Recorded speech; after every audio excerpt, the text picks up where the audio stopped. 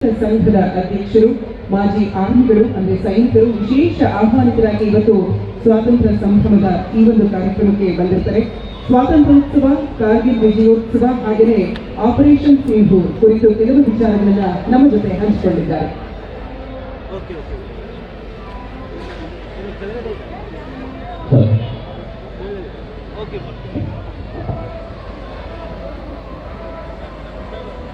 बोलो भारत माता की, बोलो भारत माता की. ಮುಸುಕಿದ ಮಬ್ಬಿನಲ್ಲಿ ಕೈ ಹಿಡಿದು ನಡೆಸಿಯಲ್ಲ, ಮುಸುಕಿದ ಮಬ್ಬಿನಲ್ಲಿ ಕೈ ಹಿಡಿದು ನಡೆಸಿಯಲ್ಲ, ದಾರಿ ಕಾಣಲು ಕತ್ತಲೆ ಕವಿ ಕರಿಕರಿಸು, ಕೈ ಹಿಡಿದು ನಡೆಸು. ನನ್ನೊಳಗೆ ನಾನು ಎಂಬ ಅಹಂಕಾರ ಇದ್ದರೆ, ನನ್ನಿಂದಲೇ ಎಂಬ ಅಹಂಕಾರ ನನ್ನನ್ನು ನಡೆಸ್ತಾ ಇದ್ದರೆ, ಇದು ಅಂಧಕಾರದ ಕತ್ತಲು. ಈ ಅಂಧಕಾರದ ಕತ್ತಲನ್ನು ನಿನ್ನ ಬೆಳಕಿನ ಕಿರಣಗಳ ಸಿಂಚನವನ್ನು ಮೂಡಿಸು. ಓ ಕರುನಾಡು ಬಾದೇವತಿ, ಮುಸುಕಿದ ಮಬ್ಬಿನಲ್ಲಿ ಕೈ ಹಿಡಿದು ನಡೆಸಿದಂತ ಇವತ್ತಿನ ಒಂದು ಅತ್ಯಂತ ಸಂತೋಷದ ಸಡಗರದಿಂದ ನಡೆಸಿರುವಂತ 79ನ ಸ್ವತಂತ್ರ ದಿವಸವಾಗಿ ಈ ವೇದಿಕೆ ಮೇಲೆ ಈಗಾಗಲೇ ಧ್ವಜಾರೋಹಣ ಮಾಡಿದಂತ ಮಾಜಿ ಸಚಿವರು, ಈಗಿನ ಶಾಸಕರು ಆದಂತ ಅನೇಕ ಬಡವರ, ದೀನದಲಿತರ ಜನಪ್ರಿಯ ಶಾಸಕರಾದಂಥ ಎಂ ಕೃಷ್ಣಪ್ಪ ಸಾಹೇಬರಿಗೆ ಹಾಗೂ ಅವರ ಸುಪುತ್ರರಾದಂಥ ಪ್ರಿಯ ಕೃಷ್ಣ ಸಾಹೇಬರು, ಅವರು ಕೂಡ ಶಾಸಕರು. ಪ್ರದೀಪ್ ಕೃಷ್ಣ ಸರ್ ಬಂದ ಇನ್ನೊಬ್ಬರು ಚಿರೈದವರು, ಅದೇ ರೀತಿಯಾಗಿ ನಮ್ಮ ವಿವಿಧ ಕಮಾಂಡರ್ ಸರ್ ಕೂತಿದ್ದಾರೆ. ಅವರಿವರೇ ಯಾಕಂದ್ರೆ ಟೈಮ್ ಎಷ್ಟು ಕೊಟ್ಟರೆ ಗೊತ್ತಿಲ್ಲ ನನಗೆ. ಬಹುಶಃ ದೇಶದ ಬಗ್ಗೆ, ಸೈನಿಕರ ಬಗ್ಗೆ, ಈ ಗಡಿ ಬಗ್ಗೆ ಹೇಳ್ಬೇಕಪ್ಪ ಅಂದ್ರೆ ಕೆಲವೊಂದು ಸಮಯ ಹಿಡಿತದೆ. ಆದರೂ ಕೂಡ ವೇದಿಕೆ ಮೇಲೆ ಆಶೀರ್ವಾದ ತಮ್ಮೆಲ್ಲರಿಗೂ ನನ್ನ ದೀರ್ಘದಿಂದ ನಮಸ್ಕಾರ ಸಲ್ಲಿಸುತ್ತಾ, ಈ ಒಂದು ಕಾರ್ಯಕ್ರಮಕ್ಕೆ ಬಂದಿರುವಂತ ಎಲ್ಲ ಹಿರಿಯ ವ್ಯಕ್ತಿಗಳು, ಈ ಒಂದು ಬೆಂಗಳೂರು ಗ್ರಾಮದ ಎಲ್ಲ ತಾಯಿಯಂದಿರು, ಅಣ್ಣ ತಮ್ಮಂದಿರು, ಅಕ್ಕ ತಂಗಿಯರು, ಮುದ್ದು ವಿದ್ಯಾರ್ಥಿನಿಯರು ಹಾಗೂ ಎಲ್ಲ ಜನಪ್ರತಿನಿಧಿಗಳು ಹಾಗೂ ಪತ್ರಿಕಾ ಮಾಧ್ಯಮಗಳು ಒಂದು ಮಾತು ಹೇಳ್ತಾರೆ. ಏನಪ್ಪಾ ಅಂದ್ರೆ, ಬಸವಣ್ಣವರು ನಾನು ಬಂದ ಕೆಲಸಕ್ಕೆ ನೀನು ಬಂದಿರಯ್ಯ, ನೀನು ಬಂದ ಕೆಲಸಕ್ಕೆ ನಾನು ಬಂದಿರಯ್ಯ, ನಾನು ನೀನು ಬಂದಿರುವ ಕೆಲಸಕ್ಕೆ ಅಲ್ಲಮ್ಮ ಪ್ರಭುಗಳು ಬಂದರು. ಕಲ್ಯಾಣವೇ ಹಣತೆ ಆಯಿತು, ನೀನು ಬತ್ತಿಯಾದೆ, ನಾನು ತೈಲವಾದೆ, ಕಲ್ಯಾಣ ತುಂಬೆಲ್ಲ ಬೆಳಕೋ ಬೆಳಕೆಂದು. ಹಾಗೆ ಇವತ್ತಿನ ಬಹುಶಃ ಈ ಒಂದು ಮುಗಿಲೆತ್ತರದಲ್ಲಿ ಭಾರತದ ಬಾವುಟ, ಮುಗಿಲೆತ್ತರದಲ್ಲಿ ಭಾರತದ ಬಾವುಟ ಪಟಪಟನ ಹಾರಾಡುತ್ತೆ ಅಂದರೆ ಅದು ಯಾವ ಬೀಸುವ ಗಾಳಿಯ ಬಲದಿಂದಲ್ಲ, ಯಾವ ಬೀಸುವ ಗಾಳಿಯ ಬಲದಿಂದಲ್ಲ. ರಣರಂಗದಲ್ಲಿ ಯುದ್ಧವನ್ನು ಮಾಡುವಾಗ ಶತ್ರುವನ್ನು ಹೊಡೆದು ಮುನ್ನುಗ್ಗುವಾಗ ಕೊನೆಯ ಗಳಿಗೆಯಲ್ಲಿ ಅವರಿಗಳಿಂದ ಹಾರಿದಂತ ಗುಂಡು ಯಾವ ನಮ್ಮ ಸೈನಿಕನ ಹೃದಯಕ್ಕೆ ತಕ್ಕಿ ಅವರ ಹಿಮಲ ರಕ್ತವನ್ನು ಚೆಲ್ಲಿ ಕೊನೆಯ ಉಸಿರು ಹಿಡಿಯುವಾಗ ಅವು ಎಳೆದುಕೊಳ್ಳುವಂತ ಶ್ವಾಸನೆಯಲ್ಲ ಗಾಳಿಗಳ ಗಾಳಿಯ ಬಲದಿಂದ ಈ ದೇಶದ ಬಾವುಟ ಹಾರಾಡ್ತದೆ. ತಪ್ಪಾಗ್ತಾ ಇಲ್ಲ. ದಯವಿಟ್ಟು ಕೂತ್ಕೋಬೇಕಂತ ಹೇಳ್ತಾರ. ತಮ್ಗೆ ಕೂತ್ಕೊಳ್ಳುವಂತ ಇಚ್ಛೆ ಇದ್ರೆ ಕೂತ್ಕೊಳ್ಳಿ, ಇಲ್ಲ ಅಂದ್ರೆ ನಿಂತ್ಕೋಬಹುದು. ದಯಮಾಡಿ ಮಕ್ಕಳೆಲ್ಲ ಕೂತ್ಕೋಬೇಕು. ದಯಮಾಡಿ ಎಲ್ಲಾ ಶಾಲಾ ಮಕ್ಕಳು ಕೂತ್ಕೊಳ್ಳಿ ದಯವಿಟ್ಟು.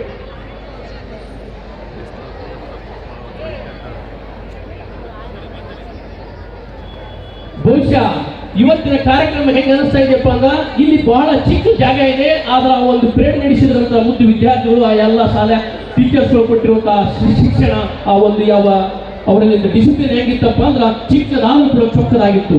ಯಾಕಪ್ಪ ಅಂದ್ರೆ ಈ ದೇಶ ಸ್ವತಂತ್ರಕ್ಕಿಂತ ಪೂರ್ವದಲ್ಲಿ ಹೇಳ್ತಾ ಇದ್ದು, ಸ್ವತಂತ್ರಕ್ಕಿಂತ ಪೂರ್ವದಲ್ಲಿ ಈ ದೇಶಕ್ಕಾಗಿ 6 ಲಕ್ಷಕ್ಕಿಂತ ಜನ ತಮ್ಮ ಪ್ರಾಣವನ್ನು ಕೊಟ್ಟಿದ್ದಾರೆ, ಒಬ್ಬರಲ್ಲ ಇಬ್ಬರಲ್ಲ.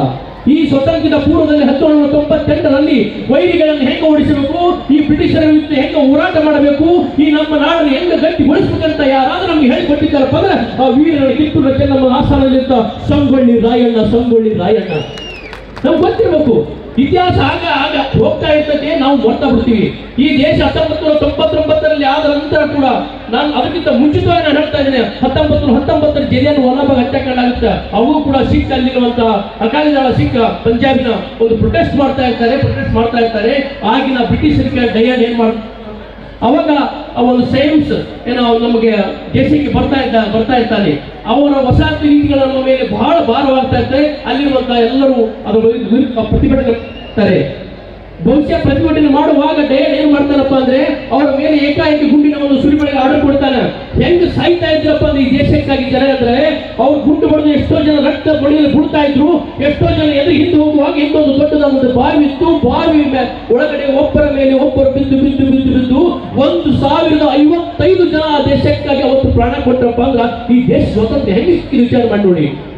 ಅದನ್ನೇ ಕಂಡಿರುವಂತ ಯಾವ ಈ ದೇಶದ ಏಳಿಗೆಗಾಗಿ ಎಷ್ಟು ಜನ ಬಹಳ ಸ್ವತಂತ್ರಕ್ಕಾಗಿ ಹೋರಾಡಿದ್ರು. ಹೆಂಗ್ ಹೋರಾಡಿದ್ರಪ್ಪ ಅಂದ್ರ ಅಖಂಡ ಭಾರತಕ್ಕಾಗಿ ಹೋರಾಡಿದ್ರು. ಆದ್ರೆ ಸ್ವತಂತ್ರ ಸಲೀಕು ಬರುವಾಗ ಹೆಂಗಾಯ್ತಪ್ಪ ಅಂದ್ರ ಭಾರತ ಎರಡು ಛಿದ್ರವಾಯ್ತು. ಯಾಕಪ್ಪ ಅಂದ್ರೆ ರಾಜಕೀಯ ಹಿತಾಸಕ್ತಿಗಳು ಹೆಂಗಂತ ಬದಲಾಯ್ತಪ್ಪ ಅಂದ್ರ ನಾನು ಕೂಡ ಒಂದು ದೇಶದ ಪ್ರಧಾನಿ ಆಗ್ಬೇಕಂತ ಆಗಿನ ಜಿನ್ನ ಈ ಒಂದು ಭಾರತದಲ್ಲಿ ಇದ್ರೂ ಕೂಡ ಈ ದೇಶಕ್ಕೆ ಮೋಸ ಮಾಡಿ ಬಿಟ್ಟು ಹೋದ್ರು. ಆದ್ರೂ ಕೂಡ ಪರವಾಗಿಲ್ಲ, ಈ ದೇಶ ಹೆಂಗ ಸ್ವತಂತ್ರ ಆಯ್ತು. ಸ್ವತಂತ್ರ ಆದ ಮರು ವರ್ಷಕ್ಕೆ 48ರಲ್ಲಿ ಮತ್ತೆ ಈ ದೇಶದ ಮೇಲೆ ಯುದ್ಧ ಮಾಡ್ತಾರ. ಅವಾಗಿನ ನಮ್ಮ ಎಲ್ಲ ಇನ್ನೂ ಕೂಡ ಯಾವ ಜಮ್ಮು ಕಾಶ್ಮೀರ ರಾಜ ಹರೀಶ್ ಸಿಂಗ್ ಭಾರತದ ವಿಲೀನ ಆಗಿರೋದಿಲ್ಲ. ಯಾವಾಗ ವಿದ್ಯುತ್ ಬರ್ತಾ ಇದ್ರು ಅವಾಗ ರಾಜ ಹರೀಶ್ ಸಿಂಗ್ ಜವಾಹರ್ಲಾಲ್ ನೆಹರು ಪತ್ರ ಬರೀತಾರ, ನಮಗೆ ಮೇಲೆ ವಿದ್ಯುತ್ ಬರ್ತಾ ನಾವು ಏನ್ ಮಾಡ್ಬೇಕಂತ ಕೇಳಿದಾಗ ಯಾವಾಗ ಜವಾಹರ್ಲಾಲ್ ಅವ್ರು ಹೇಳ್ತಾರೆ, ನೀನು ಮೊದಲೇ ನಮ್ಮ ಭಾರತದ ವಿಲೀನ ಆದ್ರೆ ಮಾತ್ರ ನಾವು ಭಾರತ ಸೈನಿಕರಿಗೆ ಕಳಿಸ್ಬಿಡ್ತೀವಿ ಅಂದಾಗ ಅವರು ತಕ್ಷಣ ಪತ್ರ ಬರೀತಾರೆ. ಅವಾಗ ನಮ್ಮ ಭಾರತೀಯ ಸೈನಿಕರು ಯಾವ ದಿಲ್ಲಿಯಿಂದ ಶ್ರೀನಗರದಿಂದ ಲಾಹೋರ್ ಒಳಗೆ ಇವತ್ತಿನ ಲಾಹೋರ್ ವರೆಗೆ ಆ ಪಾಕಿಸ್ತಾನಿಯರು ಒದ್ದು ಓಡಿಸ್ತಾರ.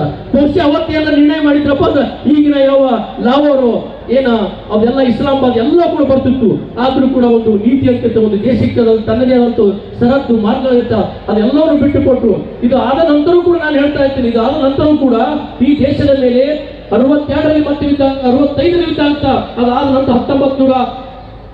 1971ರಲ್ಲಿ ಬಾಂಗ್ಲಾ ವಿಮೋಚನೆವಾಗುತ್ತದೆ. ನಿಮ್ಗೆ ಗೊತ್ತಿರಬೇಕು, ಈ ದೇಶದ ಪ್ರಧಾನಮಂತ್ರಿ ಯಾವ ಇಂದಿರಾ ಗಾಂಧಿಯನ್ನು ಇಡೀ ಜಗತ್ತು ಹೊಳಿತು, ಅವಳಿಗೆ ದುರ್ಗಿ ಅಂತ ಹೊಳಿತು. ಯಾಕಪ್ಪ ಅಂದ್ರೆ ಅವತ್ತು ನನ್ನ ದೇಶ ಸೈನಿಕರು ಈಗಿರುವಂತಹ ಢಾಕಾದವರೆಗೆ, ಬಾಂಗ್ಲಾದೇಶದ ಢಾಕಾದವರೆಗೆ ಹೋಗಿ ಅಲ್ಲಿ ಹೋರಾಟ ಮಾಡಿ ಯಾವ ಪಾಕಿಸ್ತಾನದ 93,000 ಸೈನಿಕರನ್ನು ಎಡೆಮುರಿ ಕಟ್ಟಿ ಮೊಳಕಾಲೂರಿ ಎಲ್ಲ ಅತ್ಯಾಚಾರಗಳನ್ನಿಟ್ಟು ನಮ್ಮ ಮುಂದೆ ಶರಣಾಗಿದ್ರಪ್ಪ ಅಂದ್ರೆ ಭಾರತ ಸೈನಿಕರ ತಾಕತ್ತು ಯಾವ ರೀತಿ ಇರಬೇಕು ಏನು ವಿಚಾರ ಮಾಡಿ ನೋಡಿ.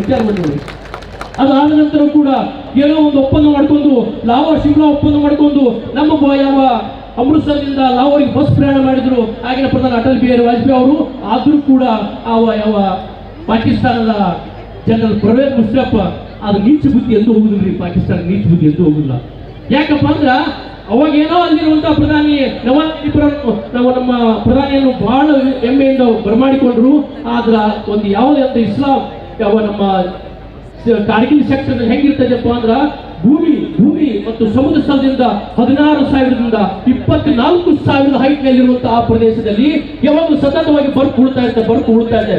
ಯಾವಾಗ ಬರ್ಫ್ ಹೆಂಗ್ ಉಳ್ತಾ ಇತ್ತಪ್ಪ ಅಂದ್ರೆ ನಾವೇನಾದ್ರೂ ಐಸ್ ಕ್ರೀಮ್ ಅವಾಗೆಲ್ಲ ಹೊತ್ತುಗಡೆ ಐಸ್ ಕ್ರೀಮ್ ಬರ್ತಾ ಇತ್ತು, ಕೆತ್ತ ಐಸ್ ಕ್ರೀಮ್ ಮಾಡಿ ಕೊಡ್ತಾ ಇದ್ರು. ಹಂಗ ಸುಲಸಾಗಿ ಬರ್ಫ್ ಉಳ್ತಾ ಇರ್ತದೆ. ಬೆಳಗ್ಗೆ ನೋಡುವಾಗ ಪೋಸ್ಟ್ ಎಲ್ಲ ಮುಚ್ಚಿ ಬಿಡ್ತವೆ. ಆ ಒಂದು ನವೆಂಬರ್ನಿಂದ ಮಾರ್ಚ್ ವರೆಗೂ ಏಪ್ರಿಲ್ ನಮ್ಮೆಲ್ಲ ಪೋಸ್ಟ್ಗಳನ್ನು ಬಿಟ್ಟು ನಾವು ಕೆಳಗಡೆ ಬರ್ಬೇಕಾಗ್ತದ. ಅದು ಯಾಕಪ್ಪ ಅಂದ್ರ ಒಂದು ಒಪ್ಪಂದ ಆಗಿತ್ತು, ಶಿಮ್ಲಾ ಒಪ್ಪಂದ ಆಗಿರ್ತದೆ. ಆಗ ನಾವು ಬರ್ಬೇಕು, ಅವ್ರು ಹೋಗ್ಬೇಕು. ಆದ್ರ ಪಾಕಿಸ್ತಾನ ನೀಚ ಬುದ್ಧಿ ಹೆಂಗಿತ್ತಪ್ಪ ಅಂದ್ರ ನಾವೇನೋ ಬಂದು ಬಿಟ್ಟಿವಿ.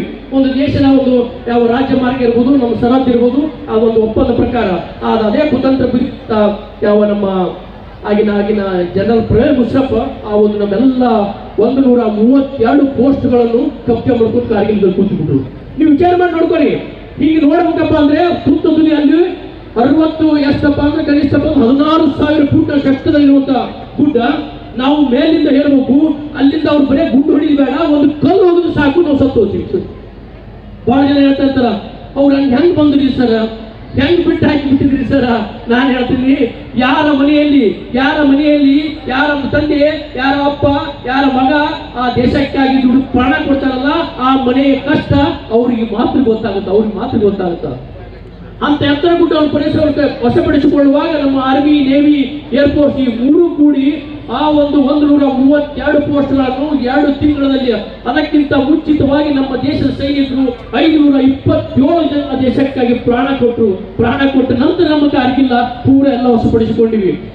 ಇಂಥ ಸೈನಿಕರ ಒಂದು ಬಲಿದಾನದಿಂದ, ಅವರ ಒಂದು ತಾಳ್ಮೆ, ಅವರ ತಾಕತ್ತಿನಿಂದ ನಮ್ಮ ದೇಶ ಇವತ್ತಿಗೂ ಕೂಡ ಸಂಭ್ರಮಿಸ್ತಾ ಇದೆಯಪ್ಪ ಅಂದ್ರ ಅದಕ್ಕೆ ಒಂದು ಕಡೆ ಹೇಳ್ತಾರೆ ಸ್ವಾಮಿ ವಿವೇಕಾನಂದರು, ಭಾರತದ ಮಣ್ಣು ನನ್ನ ಸರ್ವೋಚ್ಚ ದೇವಲೋಕ. ಪ್ರಪಂಚದ ಜೀವಿಗಳು ತನ್ನ ಕರ್ಮಗಳನ್ನು ಸವಿಸಲಿಕ್ಕೆ ಬರಬಹುದಾದ ಏಕೈಕ ಪುಣ್ಯ ಭೂಮಿ ಯಾವುದಾದ್ರೆ ಅದು ನನ್ನ ಭಾರತ. ದೂರ ಚಪ್ಪಳೆ ಬರಬೇಕು. ಯಾಕಪ್ಪ ಅಂದ್ರೆ ಭಾರತದ ಮಣ್ಣಲ್ಲಿ ಮಣ್ಣಾಗಿ ದೂರಿದ ಕಣವಾಗಿ ಮತ್ತೆ ಹುಟ್ಟಿ ಬರ್ತೀನಿ ಅಂತ ಹೇಳ್ತಾರೆ ಸ್ವಾಮಿ ವಿವೇಕಾನಂದರು. ಅಂತ ಪವಿತ್ರ ಭೂಮಿ ನನ್ನ ಭಾರತ. ಈ ದೇಶವನ್ನು ಕೇವಲ ಒಬ್ಬ ದೇಶ ಅಭಿಮಾನಿಗಳು ಹೋಗಲಿಲ್ಲ, ಈ ದೇಶವನ್ನು ಬೇರೆ ದೇಶವರು ಕೂಡ ಹೋಗಲಿದ್ದಾರೆ. ಹೆಂಗ್ ಹೋಗಲಿದ್ದಾರಪ್ಪ ಅಂದ್ರೆ ಪ್ರಪಂಚದ ತುಂಬೆಲ್ಲ ಕತ್ತಲ ಆವರಿಸಿದಾಗ ಬೆಳಕು ಕಾಣದ ಕೈಗೆಟ್ಟಿರುವಾಗ ಬೆಳಕು ಎಲ್ಲಿಂದ ಬರ್ತದೆ ಅಂತ ಯಾರಾದ್ರೂ ನನ್ನನ್ನು ಕೇಳಿದರೆ ನನ್ನ ಕೈ ಭಾರತ ಕಡೆ ಹೋಗುತ್ತದೆ ಅಂತ ಜರ್ಮನಿಯ ಮ್ಯಾಕ್ಸ್ ಮುಲ್ಲರ್ ಅಂತ ಪವಿತ್ರ ಭೂಮಿ ನನ್ನ ಭಾರತ, ನನ್ನ ಭಾರತ ಎಷ್ಟು ಅದ್ಭುತವಾಗಿದೆ ನನ್ನ ಭಾರತ. ಅದಕ್ಕೆ ಈ ದೇಶದ ಸೈನಿಕ, ಈ ದೇಶದ ಸೈನಿಕ ಹೆಂಗಿದಾನಪ್ಪ ಅಂದ್ರೆ ಶರಣರು ಸಂತರು ಒಬ್ಬ ಸೈನಿಕನ ಬಗ್ಗೆ, ಒಬ್ಬ ರೈತನ ಬಗ್ಗೆ ಹೇಳುವಾಗ ಒಂದೇ ಒಂದು ಮಾತಲ್ಲಿ ಹೇಳ್ತಾರೆ. ಏನ್ ಹೇಳ್ತಾರಪ್ಪ ಅಂದ್ರೆ, ರೈತ ಈ ದೇಶದ ಮಣ್ಣನ್ನು ಉಳ್ಳಿಬೇಕಪ್ಪ ಅಂದ್ರ, ರೈತ ಮಣ್ಣು ಉಳ್ಳಿಕಪ್ಪ ಅಂದ್ರೆ ಮಣ್ಣು ತಿರ್ಬೇಕಾಗತ್ತ. ಅದೇ ಒಬ್ಬ ಸೈನಿಕ ಈ ದೇಶದ ಗಡಿ ಕಾಯ್ಲಿಕ್ಕಪ್ಪ ನಾವು ಮಣ್ಣಾಗ ಹೋಗ್ಬೇಕಾಗತ್ತ. ಎಷ್ಟು ವಿಚಿತ್ರ ಐತಲ್ಲ. ಈ ದೇಶಕ್ಕಾಗಿ ಯಾರಾದ್ರೂ ತನ್ನ ಯೌವನವನ್ನು ಮುಡುಪಾಗಿಟ್ಟಿದ್ದಾರಪ್ಪ ಅಂದ್ರೆ ಅದು ನಮ್ಮ ಸೈನಿಕರು. 18 ವರ್ಷದಿಂದ 40-45 ವರ್ಷ ತನಕ ತನ್ನ ಯೌವನವನ್ನು ಈ ದೇಶಕ್ಕಾಗಿ ಮುಡುಪಾಗಿರ್ತಾರಲ್ಲ, ಅಂತ ಸೈನಿಕರ ಒಂದು ತ್ಯಾಗ ಬಲಿದಾನದಿಂದ ಈ ದೇಶ ಇನ್ನೂ ಕೂಡ ಸುಭದ್ರವಾಗಿರ್ತಾ ಇದೆ. ಅದಾದ ನಂತರವೂ ಕೂಡ ಹೇಳ್ತಾರೆ, ಒಂದ್ ಕಡೆ ಹೇಳ್ತಾರೆ ಏನಪ್ಪಾ ಅಂದ್ರೆ, ತನ್ನ ಹೆಂಡತಿಯ ಕುಂಕುಮ ಅಳಿಸಲು ಪರವಾಗಿಲ್ಲ, ತನ್ನ ಹೆಂಡತಿಯ ಕುಂಕುಮ ಅಳಿಸಲು ಪರವಾಗಿಲ್ಲ, ತನ್ನ ಹೆಂಡತಿಯ ಮಂಗಲೆ ಕಳಿಸಿ ಹೋದ್ರೂ ಪರವಾಗಿಲ್ಲ, ತನ್ನ ಮನೆಯ ದೀಪ ನಂದಾದೀಪ ಆರಿದ್ರೂ ಪರವಾಗಿಲ್ಲ, ಪ್ರತಿಯೊಬ್ಬರ ತಾಯಿಯ ನಂದಾದೀಪ, ಪ್ರತಿಯೊಬ್ಬರ ತಾಯಿಯ ಕುಂಕುಮ, ಪ್ರತಿಯೊಬ್ಬರ ತಾಯಿಯ ಯಾವ ಮಂಗಲೆ ಸುತ್ತ ಚಮಕ್ತಾ ಇರಬೇಕೆಂದು ನನ್ನ ಚೆಕ್ಕಾಗಿ ಪ್ರಾಣ ಕೊಡುವ ಏಕೈಕ ವ್ಯಕ್ತಿ ಯಾರಾಗಿದ್ದಾರಪ್ಪ ಇವತ್ತಿನ ಕಾಲದಲ್ಲಿ ಅದು ನಮ್ಮ ಸೈನಿಕರು. ನೋಡಿ ನೀವು ಯಾಕೆ ಇಲ್ಲಿ ಇವತ್ತು ನಾ ಬೆಂಬೂರಲ್ಲಿ ಮಾತಾಡ್ತೀನಪ್ಪ ಅಂದ್ರೆ ನನಗೆ ಬಹಳ ಹೆಂಗ್ ಅನಿಸ್ತದೆ. ಇವತ್ತು ಹೆಂಗಿದಾರಪ್ಪ ಅಂದ್ರ ತಂದೆಗೆ ತಕ್ಕ ಮಗನಲ್ಲಿ ದಾನದಲ್ಲಿ ಆ ಒಂದು ಸಹಾಯ ಮಾಡೋದ್ರಲ್ಲಿ ನಾನು ಬಹುಶಃ ನಿಮಗೆ ಹೇಳ್ಬೇಕು ಗೊತ್ತಿಲ್ಲ. ಈ ಒಂದು ಪ್ರಸಂಗದಲ್ಲಿ ಇವತ್ತು ಎಲ್ಲಾದ್ರೂ ಕರ್ನಾಟಕದಲ್ಲಿ ಸೈನಿಕರಿಗೆ ಯಾವುದಾದ್ರೂ ಒಬ್ಬ ಶಾಸಕರು ಸಚಿವರು ಒಂದು ಸಮುದಾಯ ಭವನ ಕೊಟ್ಟು ನಮ್ಮೆಲ್ಲ ಪ್ರತಿಯೊಂದು ಸೈನಿಕ ಕಾರ್ಯಕ್ರಮಕ್ಕೆ ಪ್ರೋತ್ಸಾಹ ನೀಡುವಂತ ಪ್ರಿಯ ಕೆಲಸ ಹಿಂದೆ ಇದ್ದಾರೆ. ಜೋರಾಂಚ ಪಡೆಯಬೇಕು. ನನಗೆ ಬಹಳ ಹೆಮ್ಮೆ ಅನಿಸ್ತದೆ. ಯಾಕಪ್ಪ, ಪ್ರತಿಯೊಂದು ಕಾರ್ಯಕ್ರಮದಲ್ಲಿ ಅವರು ನಮ್ಗೆ ಭಾಗವಹಿಸ್ತಾರ, ತಮ್ಮದೇ ಆದಂತ ಬಂಡವಾಳ ಹಾಕಿ ನಮ್ಮೆಲ್ಲ ಕಾರ್ಯಕ್ರಮ ಮಾಡಿಕೊಡ್ತಾರ. ಬಹುಶಃ ನಾನು ಅಂತೀನಿ ಸಾಹೇಬೆ, ಮುಂದಿನ ದಿನಮಾನದಲ್ಲಿ ಕರ್ನಾಟಕದ ಮುಖ್ಯಮಂತ್ರಿ ಆಗಲಿಕ್ಕೆ ಯಾವುದೇ ತಮ್ಮಲ್ಲಿ ಅಭ್ಯರ್ಥಿ ಅಂತ ಹೇಳ್ತೀವಿ. ಯಾಕಪ್ಪ ಅಂದ್ರೆ ಅದು ಬೇಕು. ಸೈನಿಕರನ್ನು ಬರೇ ಹೊಗಳೋದಲ್ಲ, ಹೊಗಳಿಕೆ ಬಹಳ ಮಂದಿ ಮಾಡ್ತಾರೆ, ಹೊಗಳ್ತಾರೆ ಬಹಳ ಮಂದಿ. ಹಂಗಿರ್ಬೇಕ್ರಿ ಹಿಂಗಿರ್ಬೇಕ್ರಿ. ಇದೇ ಟೂಲ್ ನಾಲ್ಕಲ್ಲಿ ನಾವು ಗೇಟಲ್ಲಿ ಹೋಗ್ಬೇಕಾಗಿತ್ತಪ್ಪ ಅಂದ್ರೆ ನಾನು 20 ವರ್ಷ 24 ವರ್ಷ 30 ವರ್ಷ 36 ವರ್ಷ ದೇಶ ಮಾಡಿ ಬರ್ಬೇಕಾದ್ರೆ ಟೂಲ್ ನಾಲ್ಕ ಬರ್ಬೇಕಾದ್ರೆ ನಾನು ಅಲ್ಲಿ ಟ್ಯಾಕ್ಸ್ ಬರ್ಬೇಕು. ವಿಚಾರ ಮಾಡಿ ನೋಡ್ಕೊಳ್ಳಿ. ನೋಡಿ ಎಷ್ಟೈತಿ. ಒಬ್ಬ ಸೈನಿಕ ಇಡೀ ಜೀವನವನ್ನು ತನ್ನ ಹೆಂಡರು ಮಕ್ಕಳು ಎಲ್ಲರನ್ನು ಬಿಟ್ಟು ದೇಶಕ್ಕಾಗಿ ಹೋಗಿರ್ತಾನ. ಹೋಗಿ ಬಂದು ಸರ್ವಿಸ್ ಮಾಡಿ ಬಂದಪ್ಪ ಅಂದ್ರೆ ಟೂಲ್ ನಾಲ್ಕದಲ್ಲಿ ನಾವು ಮತ್ತೆ ಟೂಲ್ ನಾಲ್ಕ ಕಟ್ಬೇಕು. ಅವ್ರು ಹೇಳ್ತಾರೆ ನೀವು ಆರ್ಮಿ ಅಲ್ಲಿ ಸರ್ ಇಲ್ಲೆಲ್ಲ. ವಿಚಾರ ಮಾಡಿ ನೋಡ್ಕೊಳ್ಳಿ. ಎಷ್ಟು ವಿಚಿತ್ರ ಇದೆಯಲ್ಲ, ಎಷ್ಟು ವಿಚಿತ್ರ ಇದೆಯಲ್ಲ. ಇದು ಹೋಗ್ಬೇಕು. ಇವತ್ತು ಎಷ್ಟೋ ಜನ ಸೈನಿಕರು ಹೆಂಗಪ್ಪ ಅಂದ್ರೆ ನಾನು ಅಲ್ಲಿ ಕಾರ್ಗಿಲ್ ಆದ್ರ ಅಂತ ಅದ್ರ ಇದಕ್ಕೆ ಎತ್ತರವಾದಂತ ಪೋಸ್ಟ್ ಯಾವ್ದಾದಿತ್ತಪ್ಪ ಅಂದ್ರೆ ನಮ್ಮ ಇಡೀ ವರ್ಲ್ಡ್ ಅಲ್ಲಿ ನಾನು ಹೇಳ್ತಾ ಇದ್ದೆ, ಪ್ರಪಂಚದಲ್ಲಿ 24,000ದಷ್ಟು ಎತ್ತರವಿರುವಂತ ಹಿಮಾಲಯ ಯಾವ ಸಿಯಾಚಿನ್ ಗ್ಲೇಸರ್ ನಿಮ್ಗೆ ಗೊತ್ತಿರ್ಬೋದು. ಹನುಮಂತಪ್ಪ ಕೊಪ್ಪದ ಅಂತ ಕೇಳಿರ್ಬೋದು ಬಹಳ ಜನ.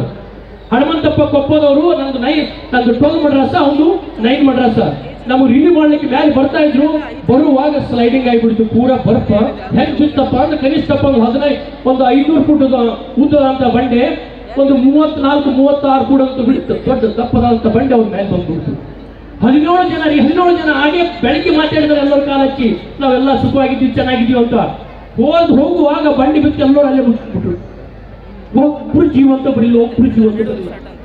ಆ ಒಂದು ಬಾಡಿ ತೆಗಿಬೇಕಾಗಿತ್ತಪ್ಪ ಅಂದ್ರ ಬರ್ಕ್ ಹೆಂಗಿರ್ತೈತೆ ಅಂದ್ರೆ ಸರ್ ನಿಮ್ಗೆ ಹೇಳ್ಬೇಕಪ್ಪ ಅಂದ್ರ ನಾವು ದೇಹ ಯಾವ್ದಾದ್ರು ಒಂದು ಅಂಗನ್ನು ಸಿಯಾಚಿನ್ ಕೆಲಸ ಒಂದು ಅಂಗ ತೆಗೆದ್ಬಿಟ್ಟಿವಪ್ಪ ಅಂದ್ರ ಇವಿನ 10-20 ನಿಮಿಷದಲ್ಲಿ ನಮ್ದೆಲ್ಲ ರಕ್ತ ಬ್ಲಡ್ ಜಾಮ್ ಆಗಿ ಹಿಂಗ್ ಮಾಡಿಬಿಟ್ರೆ ಸಕ್ರಿ ತರ ಪೌಡರ್ ಆಗುತ್ತೆ. ಅಂತ ಕಠಿಣ ಪ್ರದೇಶದಲ್ಲಿ ಅವ್ರನ್ನ ತೆಗಿಯುವಾಗ 6 ದಿನ ಆಯ್ತು. 6ನೇ ದಿನಕ್ಕೆ ಹನುಮಂತಪ್ಪ ಕೊಪ್ಪದ ಕನಿಷ್ಠ ಒಂದು 100-120 ಫುಟದ ಒಳಗಡೆ ಬಿತ್ತದ. ಅವನ ಮೇಲೆ ಫುಲ್ ಬರಪಿದೆ. ಅವನು ತೆಗೆದು ಎಲ್ಲ ನೋಡುವಾಗ ಹನುಮಂತಪ್ಪನ ಜೀವ ಇನ್ನೂ ಇತ್ತು. ಅವ ಏನಂದು ಗೊತ್ತಂತ ಪ್ರಥಮವಾಗಿ ಜೈ ಹಿಂದ್ ಸಾಬ್ ಅಂತ ನಮ್ಗೆ ವಿಚಿತ್ರ. ಎಷ್ಟು ತಾಕತ್ತು ನಮ್ಮ ದೇಶ ಸೈನಿಕರು, ಎಷ್ಟು ತಾಕತ್ತು. ಅದಕ್ಕೆ ಹೇಳ್ತಾ ಇರೋದು ಈ ದೇಶ ಯಾವುದೇ ಒಬ್ಬ ಇಲ್ಲಿ ಕೂಡ ಅದು ಎಷ್ಟೋ ಜನ ನಮ್ಮ ಅಲ್ಲಿ ಗಡಿಯನ್ನು ಸೈನಿಕ ಕಾಯ್ತಿದ್ರಪ್ಪ ಅಂದ್ರೆ ಇಲ್ಲಿ ಎಷ್ಟೋ ಜನ ಆರಕ್ಷಕ ಪೊಲೀಸರು ಎಷ್ಟು ಪಡ್ತಾ ಇದ್ದಾರೆ. 24 ತಾಸು ಅವರು ನಮ್ಮ ದೇಶಕ್ಕಾಗಿ ಈ ನಾಡಿಗಾಗಿ ನಮ್ಮೆಲ್ಲರ ಸುರಕ್ಷಣೆ ದುಡ್ತಾ ಇದಾರೆ. ಆದ್ರೂ ಕೂಡ ನಾವು ಕೆಲವೊಬ್ರು ರೂಲ್ಸ್ ಫಾಲೋ ಮಾಡೋದಿಲ್ಲ. ಅವ್ರಿಗೂ ಕೂಡ ಬೇಕು ಪೊಲೀಸ್ ಜೊತೆ ಹೋಗ್ಬಾರ್ದು. ಮಕ್ಕಳು ಸರಿಯಾಗಿ ಅವರು ಯಾವುದೇ ಒಂದು ಕಾರ್ಯಕ್ರಮ ಅಟೆಂಡ್ ಆಗೋದಲ್ಲ. 4 ತಾಸು ಕೂಡ ಅವರು ಕಾರ್ಯಕ್ರಮವನ್ನು ಹಾಕೊಂಡು ಡ್ಯೂಟಿ ಮಾಡ್ತದ. ಅವ್ರಿಗೂ ಕೂಡ ಎಲ್ಲಾ ಪೊಲೀಸ್ ಸಿಬ್ಬಂದಿಗಳು ಕೂಡ ಜೋರಾದ ಚಪ್ಪಾಳೆ ಬರುವ ಇವತ್ತಿನ ದಿನದಲ್ಲಿ. ಅದಕ್ಕೆ ಈ ಒಂದು ಮಾತು ಹೇಳೋದಕ್ಕಿಂತ ಮುಂಚಿತವಾಗಿ ಈ ದೇಶ ಅದಾದ ನಂತರ ಕಾರ್ಗಿಲ್ ಮುಗಿದ ನಂತರ ಮೊನ್ನೆ ತಾವು ಕೇಳಿರ್ಬೋದು ಆಪರೇಷನ್ ಸಿಂಧೂರು ಹೆಂಗ್ ಮಾಡಿದ್ರಿ. ಈ ದೇಶದ ಒಳಗೆ ಹೊಕ್ಕ ನಂತರ ಹೆಂಗ ಗುಂಡು ಹಾರಿಸಿದ್ರಪ್ಪ ಅಂದ್ರ ಹೆಂಡತಿ ಮುಂದಿದ್ದಾಳೆ, ತಾಯಿ ಮುಂದಿದ್ದಾಳೆ, ಮಗ ಮುಂದಿದ್ದಾನೆ, ಮಕ್ಕಳು ಮುಂದಿದ್ದಾರೆ. ಕೇಳ್ತಾರೆ, ಏನ್ ಕೇಳ್ತಾರಪ್ಪ ಅಂದ್ರ ನೀನ್ ಹಿಂದೂನಾ ಮುಸ್ಲಿಮ್? ಹಿಂದೂ ಆದ್ರೆ ನೀನು ಕಲ್ಮ ಬಿಡು, ಹಿಂದೂ ಅನ್ನೇಸೆ ಮಾರನೆಗ, ಮುಸ್ಲಿಂ ಅಂತೂ ಕಲ್ಮ ಬಿಡು. ಧರ್ಮ ಕೇಳಿ ಜಾತಿ ಕೇಳಿ ಬಟ್ಟಿ ಬಿಚ್ಚಿ ಗುಂಡು ಹಾರಿಸ್ತಾರಪ್ಪ ಅಂದ್ರೆ ಎಷ್ಟು ದ್ರೋಹಿಗಳಿರ್ಬೋದು. ಅದಕ್ಕೆ ನಮ್ಮ ಆಪರೇಷನ್ ಸಿಂಧೂರಲ್ಲಿ ಈ ಹೆಣ್ಣಿನ ನಮ್ಮ ಭಾರತ ಹೆಣ್ಣಲ್ಲಿ ಮಿಂಚುತ್ತಿರುವ ಕುಂಕುಮದ ಬಗ್ಗೆ, ಆ ಸಿಂಧೂರ ಬಗ್ಗೆ ತಾಕತ್ತಿ ಅನ್ನೋದು ಗೊತ್ತಾಗಲಿಕ್ಕೆ ನಮ್ಮ ಆಪರೇಷನ್ ಸಿಂಧೂರಲ್ಲಿ ಇಬ್ಬರು ಮಹಿಳಾ ಕಮಾಂಡರು ಅವರೇ ಅದಕ್ಕೆ ಆಪರೇಟ್ ಮಾಡಿದ್ರು. ಅದು ನಮ್ಮ ಮಹಿಳೆಯರಿಗೆ ಬರುವಂತ ತಾಕತ್ತು, ಅದು ನನ್ನ ದೇಶದ. ಹೆಂಗ್ ಹೊಡೆದ್ರಪ್ಪ ಅಂದ್ರ ಈಗಿರುವಂತ ಪಾಕಿಸ್ತಾನದ 11 ಏರ್ ಬೇಸ್ಗಳನ್ನು ಡ್ಯಾಮೇಜ್ ಮಾಡಿದ್ವಿ, 11 ಏರ್ ಬೇಸ್ ಡ್ಯಾಮೇಜ್ ಮಾಡಿದ್ವಿ, 9 ಉಗ್ರ ನೆಲೆಗಳನ್ನು ಡ್ಯಾಮೇಜ್ ಮಾಡಿದ್ವಿ, ಕನಿಷ್ಠ 100-120 ಜನ ದೇಶದ್ರೋಹಿಗಳನ್ನು ಕೊಂದಿವಿ. ಅದಾದರೆ ಮಸೂದ್ ಅಜರ್ನ 14 ಕುಟುಂಬವನ್ನು ಒಂದೇ ಒಂದು ಬಾಂಬಲ್ಲಿ ಬ್ಲಾಸ್ಟ್ ಮಾಡಿದ್ವಿ. ಇದು ಭಾರತ ದೇಶ. ಇವತ್ತು ಚೈನಾ ಕೂಡ, ಇವತ್ತು ಅಮೆರಿಕ ಕೂಡ ಭಾರತಕ್ಕೆ ಎದುರಿಸ್ತದೆ. ಯಾಕಪ್ಪ ಅಂದ್ರೆ ಚೈನಾ ಕೊಟ್ಟಿರುವಂತ ರೆಫೇಲ್ಗಳು, ಅವ್ರು ಕೊಡುವಂತ ಯಾವ ಫ್ಲೈಟರ್ ಜೆಟ್ಗಳು, ಅಮೆರಿಕ ಕೊಟ್ಟಿರುವಂತ ಫ್ಲೈಟರ್ ಜೆಟ್ಗಳು ನಮ್ಮಲ್ಲಿರುವಂತ ಯಾವ ಬ್ರಹ್ಮೋಸ್ ಮುಂದೆ ಯಾವುದೋ ಒಂದು ಪದ ಆಡಕ್ಕೆ ಆಗಲಿಲ್ಲ ಅವ್ರಿಗೆ. ಅದಕ್ಕೆ ಹೇಳ್ತಾರೆ, ಬಹಳ ಜನ ಹೇಳ್ತಾರೆ ಟ್ರಂಪ್ ಈ ಯುದ್ಧ ನಿಲ್ಲಿಸ್ಬಿಟ್ಟ. ಯುದ್ಧ ನಿಲ್ಲಿಸಿಲ್ರಿ ಸರ್, ನಿಮ್ಗೆ ಗೊತ್ತಿರ್ಬೇಕು. ಅವ ಯಾಕೆ ಇದಕ್ಕೆ ಒಳಗೆ ತಾನಾಗಿ ನುಗ್ಗಿ ಬರ್ತಾ ಇದ್ದಪ್ಪ ಅಂದ್ರೆ ಅವ್ರು ಕೊಟ್ಟಿರುವಂತ ಏರ್ ಜೆಟ್ ಏನಿದ್ದು ಏರ್ ಯುದ್ಧ ಮಾಡೋ ವಿಮಾನಗಳು ಅವು ಯಾವ ಕೂಡ ನಮ್ಮ ದೇಶಕ್ಕೆ ಒಳ ಹೋಗ್ಲಿಕ್ಕೆ ಆಗಲಿಲ್ಲ. ನಮ್ಮ ದೇಶದ ಯಾವ ಏರ್ಫೋರ್ಸ್ ಹೆಂಗ್ ಹೊಡೆದ್ರಪ್ಪ ಅಂದ್ರೆ ಡ್ರೋನ್ ತಗೊಂಡೋಗಿ ನನ್ನ ಈ ದೇಶದ ಬಾರ್ಡರ್ ಅಲ್ಲಿ ಇಟ್ಕೊಂಡು ಪಾಕಿಸ್ತಾನ ಒಳಗೆ ಹೋಗದೆ ನನ್ನ ಬಾರ್ಡರ್ನಲ್ಲಿ ಫ್ಲೈಟ್ ನಿಲ್ಲಿಸಿ ಇಲ್ಲಿಂದ ಡ್ರೋನ್ ಬಿಟ್ಟು 140-142 ಕಿಲೋಮೀಟರ್ ಅಕ್ಯುರೇಟ್ ಆಗಿ ಎಲ್ಲಿ ಉಗ್ರವಾದ ಅವ್ರಿಗೆ ಮಾತ್ರ ಬಾಂಬ್ ಹಾಕಿದಪ್ಪ ಅಂದ್ರೆ ಇಡೀ ವರ್ಲ್ಡ್ ನಮ್ಮ ಕಡೆ ನೋಡಾಕಿತ್ತು. ಅವಾಗ ಚೀನಾಗ್ ಗೊತ್ತಾಯ್ತು ನನ್ನೆಲ್ಲ ಮಾರ್ಕೆಟ್ ಡೌನ್ ಆಗುತ್ತಾ, ಅಮೆರಿಕ ತಿಳ್ಕೊತು ನಾನು ಇಷ್ಟು ಕೊಟ್ಟ ಅಂತ ನನಗೆಲ್ಲ ಬೆಲೆ ಕಮ್ಮಿ ಆಗುತ್ತಂತ ಅವ್ ಒಳಗೆ ಹೋಗ್ತಾ ಇದ್ದ. ಯಾರು ನಿಂದ್ರಸಕ್ ತಾಕತ್ತಿಲ್ರಿ. ಯಾಕಪ್ಪ ಅಂದ್ರೆ ಯುದ್ಧದ ಮೇಲೆ ಬಹಳ ಜನ ಹೇಳ್ತಾರ, ಯಾಕೆ ನಿಂದ್ರಿಸಿದ್ರಿ, ಹೆಂಗಾಯ್ತ್ರಿ ಇದು, ನೀವು ಹೊಡಿಬೇಕಾಗಿತ್ತಪ್ಪ ಅಂತ. ನಾನು ಒಂದು ಮಾಡ್ತಾ ಹೇಳ್ತೀನಿ, ನಾವು ವೈರಿಗಳನ್ನು 1000 ಮಂದಿ ಕೊಲ್ಲೋದು ಅಷ್ಟೇ ಸರ. ನಮ್ಮ ಅಣ್ಣ ತಮ್ಮ ಇರ್ತಾರ, ನಮ್ಮ ಅಕ್ಕ ತಂಗಿಯರ್ ಗಂಡ ಇರ್ತಾನ, ನಮ್ಮ ಒಬ್ಬ ಸೈನಿಕರು ಸತ್ತ ಅವ್ರ ಜೀವ ಯಾರು ಕೊಡಂತಾರೆ ಹೇಳಿದ್ರು? ಯಾರು ಕೊಡಕ್ ಸಾಧ್ಯ ಐತಿ? ಆ ತಾಯಿ ಎಷ್ಟು ಪರದಾಡಬೇಕಾಗತ್ತ. ಅದಕ್ಕಾಗಿ ಆ ವಿತ್ತದ ಸನ್ನಿವೇಶ ಯಾವ ತರ ಮೂಡ್ ಆಗುತ್ತೆ ಅಂತ ಗೊತ್ತಾಗ್ತಾ ಇಲ್ಲ. ಅದಕ್ಕಾಗಿ ತಾವೆಲ್ಲ ಮಕ್ಕಳು ಏನೋ ಎಷ್ಟೋ ಜನ ಬಂದಿದ್ದೀರಿ, ತಾವೆಲ್ಲ ಈ ದೇಶಕ್ಕಾಗಿ ಒಂದು ಸಂಕಲ್ಪ ತೊಡಬೇಕು. ಇವತ್ತ ದೇಶದಲ್ಲಿ ಯಾವುದೇ ಸರ್ಕಾರ ಬರಲಿ, ದೇಶದಲ್ಲಿ ಇರುವುದು ರಾಜ್ಯದಲ್ಲಿ ಯಾವುದೇ ಸರ್ಕಾರ ಇರಲಿ, ಎಲ್ಲರೂ ಕೂಡ ದೇಶದ ಬಂದಾಗ, ದೇಶದ ಬಗ್ಗೆ ಬಂದಾಗ, ದೇಶದ ಅಭಿಮಾನದ ಬಗ್ಗೆ ಬಂದಾಗ, ದೇಶ ಗೌರವ ಬಂದಾಗ ಎಲ್ಲರೂ ಕೂಡ ದೇಶಕ್ಕಾಗಿರ್ಬೇಕು. ಅದಕ್ಕೆ ಉದಾಹರಣೆ ಯಾರಾದಿದ್ರೆ ನಮ್ಮ ಪ್ರಿಯಾ ಕೇಶವ ಸರ್. ನಾನು ಪದೇ ಹೇಳ್ತಾ ಬಿಜಾಪುರದಲ್ಲಿ ಬಾಬಂದಿ ಹೇಳಿದ, ಇಂಡಿಪೆಂಡೆನ್ಸ್ ಸರ್ ಮುಂದೆ ಹೇಳಿದರು, ಅಲ್ಲೇ ನಾನು ಬರೀತಾರೆ ಹೆಂಗ್ ಮಾಡಿದಾರೆ ನೋಡ್ಬರಕ್ಕ. ಅದಕ್ಕೆ ತಮ್ಮ ಈ ಒಂದು ಕಾರ್ಯಕ್ರಮಕ್ಕೆ ನನ್ನನ್ನು ಕೂಡ ಆಹ್ವಾನಿಸಿದ್ದೀರಿ. ನನ್ನನ್ನು ಬರಮಾಡಿಕೊಂಡು ತಮಗೆ 2 ಮಾತುಗಳು ತೊದಲುಗಡೆ ಆಡಿದ್ದೇನೆ. ದಯಮಾಡಿ ತಪ್ಪಿದಲ್ಲಿ ಕ್ಷಮಿಸಬೇಕು. ಕೊನೆಗೆ ಒಂದು ಮಾತು ಹೇಳ್ತೀನಿ. ಈ ಯಾವ ಕಾಶ್ಮೀರದಿಂದ ಕನ್ಯಾಕುಮಾರಿವಾಗಿ ದೇಶದ ಬಗ್ಗೆ ಹೇಳುವಾಗ ಒಂದು ಮಾತು ಹೇಳ್ತಾರೆ, ಏಮ ನೀನು 100 ಕೋಟಿ ದೇವತೆಗಳ ಹೆತ್ತೊಡಲು ನೀನು, ಹಿಮಾಲಯವೇ ನಿನ್ನ ಕಿರೀಟ, ಕಾಶ್ಮೀರವೇ ನಿನ್ನ ಲಲಾಟ, ಬರ್ಮಾ ಬರ್ತಿರ್ತ ನಿನ್ನ 2 ಭುಜಗಳು, ದೆಹಲಿ ನಿನ್ನ ಹೃದಯ ಸ್ತಂಭ, ಪೂರ್ವದಿಂದ ಪಶ್ಚಿಮಕ್ಕೆ ಹರಿಯುತ್ತಿರುವ ನರ್ಮದಾ ತಾಯಿ ಭಾರತ ಮಧ್ಯೆ ಸೊಂಟದಲ್ಲಿ ಮಿರುಗುತ್ತಿರುವ ಚಿನ್ನದ ಡಾಬು, ಅವಳ 2 ಕಾಲುಗಳೇ ಪೂರ್ವ ಮತ್ತು ಪಶ್ಚಿಮ ಬೆಟ್ಟಗಳು, ಪಾದ ಪದ್ಮಗಳೇ ಕನ್ಯಾಕುಮಾರಿ, ಶ್ರೀಲಂಕಾ ತಾಯಿ ಭಾರತ ಮಾತೆಗೆ ದೇವರು ಅರ್ಪಿಸುವ ಚಿನ್ನದ ಗುಲಾಬಿಯ ಹೂ, ಸಮುದ್ರ ಮಾತೆ ತಾಯಿ ಭಾರತ ಮಾತೆ ಚಾಣವನ್ನು ತೊಳಿತಾ ಇದ್ದಾಳೆ, ಸೂರ್ಯ ಚಂದ್ರ ತಿಲಕ ಎತ್ತಿ ಆರ್ತಿಯನ್ನು ಎತ್ತಿ ಇಡ್ತಾ ಇದ್ದಾರೆ. ಏ ವಂದನೆ ಕಿ ಭೂಮಿ ಹೇ, ಅಭಿನಂದನೆ ಕಿ ಭೂಮಿ ಹೇ, अर्पण की भूमि है और एक मात्र तर्पण की भूमि है, बिंदु बिंदु गंगा है, कंकर कंकर शंकर है. हम जिएंगे तो भारत माता के लिए, मरेंगे तो भी भारत माता के लिए. मरने के बाद भी गंगा जल में बहती हुई अस्थियों को किसी न किसी ने कान लगाकर सुनेगा तो एक ही आवाज ही निकलेगा, वो है भारत माता की जय, भारत माता की जय, भारत माता की जय. Thank you sir.